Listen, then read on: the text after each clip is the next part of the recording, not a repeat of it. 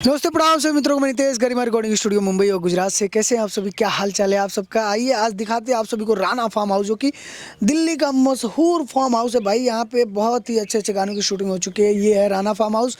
और भी बहुत सारा फार्म हाउस बा भैया एजा, लेकिन यहाँ के टॉप फार्म हाउस में के एगो इहो फार्म हाउस बा जो उनकी राना फार्म हाउस के नाम से प्रसिद्ध बा। और आप सभी के अंदर के दर्शन कराए, अंदर भी दिखाए का लोकेशन बा और कैसे यहाँ पे शूटिंग होला भैया।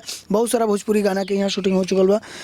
और अभी हमने के दिल्ली में बन जा, दिल्ली में ही राना फार्म हाउस बा। और यहाँ पे अभी हम लोग जो शूट करने वाले हैं भोजपुरी गाना रहेगा। और जितना भी नया गायक कलाकार बने, जितना भी हमारे सिंगर भाई बने, बहुत सारा कॉल करते हैं भैया कि आपके स्टूडियो कहाँ बा भैया, आपका स्टूडियो कहाँ है और एक ऑडियो वीडियो का कितना चार्ज है, एक ऑडियो वीडियो का कितना चार्ज है। तो भैया चार्ज बताते बताते बताते हम थक गए बनी ऑलरेडी एकदम परेशान हो गए बनी भाई। अब कैसे हम तरह बताई चार्ज कितना बा भैया। चार्ज सब गाना गाना के हिसाब से रहता है, गाने के ऊपर रहता है। जैसन गाना के पैसा लगे वैसन गाना आपके बनी।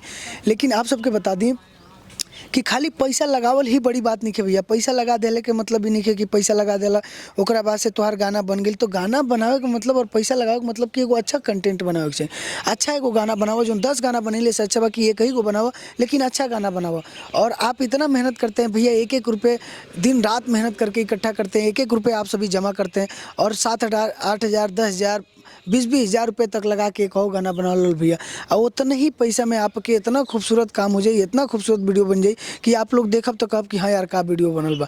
केहू के भी पास चल जाते हैं, केहू के भी पास आप फंस जाते हैं। इतना मेहनत से पैसा कमाते हैं, कहीं भी आप बर्बाद करते हैं, कहीं भी आप फंस के देते हैं। तो ऐसा सब काम मत करिए भैया। काहे कि एजा सभी केहू कमाए आइल बा, सभी केहू अपन मेहनत करके आगे बढ़े आइल बा, सब केहू अपना सपना के पूरा करे आइल बा।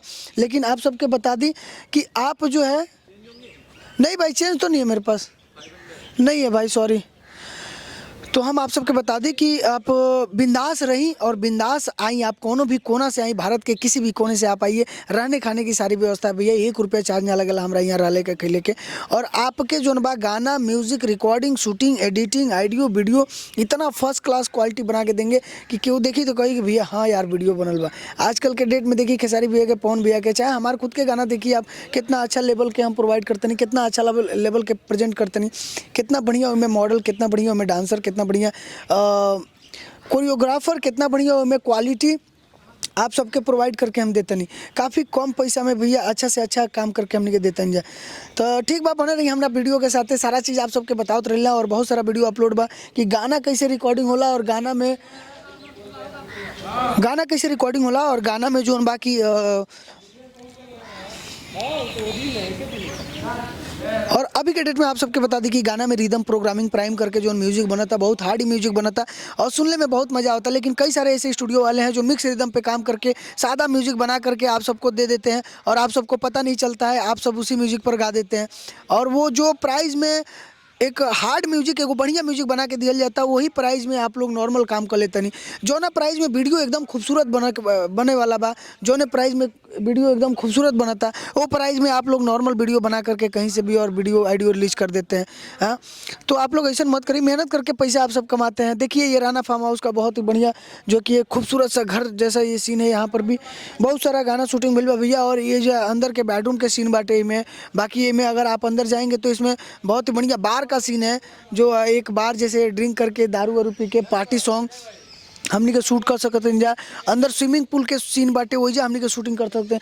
अब पीछे आप देखते नहीं एकदम गांव वाला जोन आप सभी देखते हैं लोकेशन, यहाँ पे बहुत सारा गाना शूटिंग हुई बा। आप हर गाना भोजपुरी के लगभग गाना आप जोन बा एजुके शूटिंग भई रहो कि कौन गाना हो बॉम्बे में, अरे बॉम्बे में लेके मकहनिया रखले बा दूगो नचनिया, अरे गिरता अखिया से पानिया, गिरता अखिया से पानिया, अरे बॉम्बे में लेके मकहनिया रखले बा दूगो नचनिया। बहुत सारा गाना बा भैया ऐसे हिट जोन कि आप सबके यहाँ देखे के मिलल हुई। आई भी आगे आई आप कैमरामैन और आगे आते जाइए। हमारे भाई शिवा संवरिया जो कि बहुत ही अच्छा गायक और कलाकार है, आज ये भी हमारे साथ में आए हैं शूटिंग पर दिल्ली में, जो कि बहुत ही मेहनती हैं और बहुत ही कोऑपरेटिव हैं। काफ़ी सारा सपोर्ट करते हैं ये सभी भाई मेरे को। और आप सभी ये देख सकते हैं कि यहीं का शूटिंग है वो गाना जो बॉम्बे में लेके मकनिया रखले बा दूगो नचनिया। और यहाँ पे देख सकते हैं स्टेज जो है कि कितनी खूबसूरत स्टेज बनी हुई है। रात में जब ये लाइट वाइट चालू होता है और जब रात में जो है कि डीजे लाइट लगता है तो ये इतना खूबसूरत लगता है, इतना बम्फर लगता है कि आप सभी को मैं क्या बताऊँ। मुंबई में बहुत सारा ऐसा जगह बा भैया, मुंबई में ऐसा बहुत सारा लोकेशन बा, लेकिन ऐसा लोकेशन आपके मुंबई में ना मिली। यहाँ पे ऐसा लोकेशन आपको बिल्कुल नहीं मिलेगा। पलानी, आपको गाँव वाला पलानी दिखा देता हूँ। हमनी के गांव में जो पलानी टूटही पलानी रहला, वो पलानी आप सभी देख सकते नहीं है। जब पलानी के सीन कितना बढ़िया आई। हमनी के मुंबई में रही लीजिए भैया, मुंबई में अपन स्टूडियो है, मुंबई में बहुत सारा गाना हम शूटिंग के लिए बनी और मुंबई में बहुत सारा फार्म हाउस बा, लेकिन ऐसा प्रॉपर्टीज आपके वहाँ ना देखे के मिली। वजह सिर्फ सादा सिंपल से बात बा, सादा सिंपल से जगह बा, सादा सिंपल से हरियाली आपको दिखेगा। हरियाली में आप कुछ भी शूट करिए। ये सब जो है ये कैमरे में जब कैद होता है, ये सब जो एक वीडियोज़ में पीछे जब दिखता है ये बैकग्राउंड, ये कुआं, तो लगता है कि हाँ भाई कुछ है ये। और कितना बढ़िया जो है कि ये गजब का लोकेशन दिखता है, कितना बढ़िया लगता है। यही से वीडियो खिल जाला, यही से वीडियो जो है खूबसूरत लगला भैया। तो आप लोग बिंदास रही, हम आपके काम करवा के देव एकदम जोन बा कि बढ़िया से बढ़िया क्वालिटी में आपके ऑडियो वीडियो बनी भैया, एकदम सस्ता से सस्ता और अच्छा से अच्छा। आज के डेट में 4K ज़माना का वीडियो बा, 4K चला था भैया वीडियो, और 4K में ही आपके अच्छा लड़की के साथ, अच्छा मॉडल के साथ हम शूटिंग करा के दें। तब बना रही हमारा वीडियो के साथ। और शूटिंग कैसे होला, कैसे हमने के शूटिंग कर जाला, कैसे एक्ट्रेस मॉडल कैसे शूट कर लो, कैसे डांस कर लो, कैसे हमारा गाना शूट हुई, आप सभी देखत रह जा हमारा वीडियो के माध्यम से। चलिए मिलते हैं अगले नए वीडियो के साथ, तब तक के लिए love you, take care, bye by.